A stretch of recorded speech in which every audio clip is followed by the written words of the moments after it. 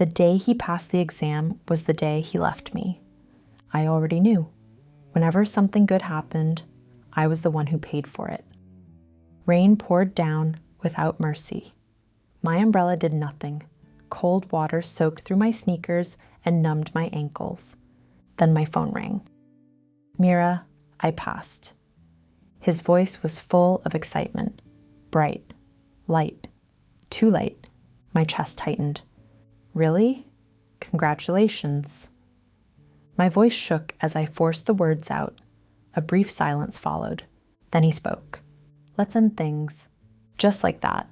Calm. Simple. Final. It didn't feel real.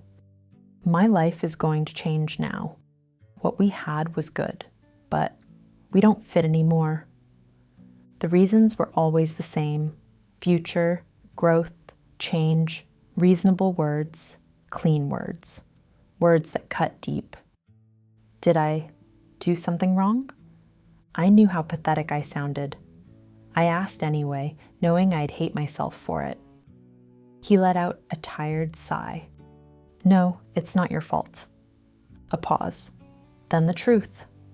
We're not on the same level anymore. The call ended. The rain grew louder. It felt like it was laughing at me. I called him back immediately. If you're going to end it, at least do it properly. Say it to my face. I hung up and headed straight to his Ch.1. He had been studying for the bar exam. I worked as an office clerk and supported him. I thought his future was my future.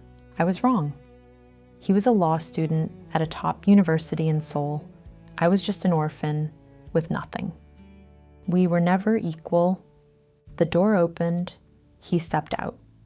The moment I saw his expression, hesitation, discomfort, something inside me snapped. My hand moved before I could think. Slap. This is where it ends. My voice came out cold. Call it a parting gift? I turned away and walked into the rain. I had nowhere to go. Something ran down my face. Rain or tears, I couldn't tell.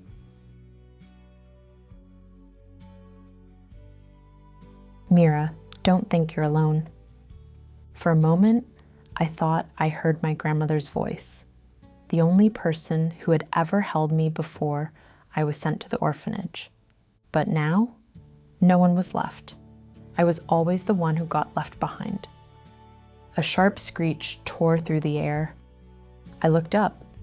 Headlights flooded my vision, blinding white. A car was skidding on the wet road. There was no time to move. The impact hit.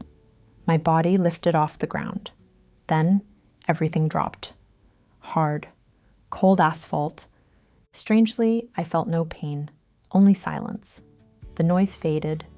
Even the rain seemed to stop. Everything went still. In that silence, someone approached. An old woman in a worn coat.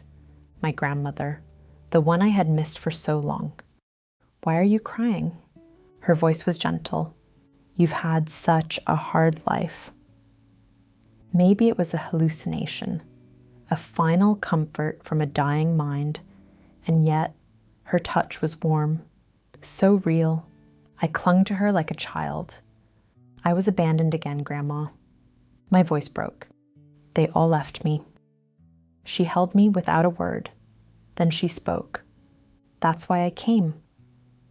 Now, live a life where you are loved.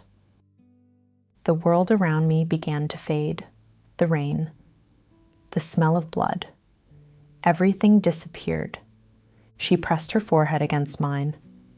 This time, she said softly, you won't be the one who waits to be chosen.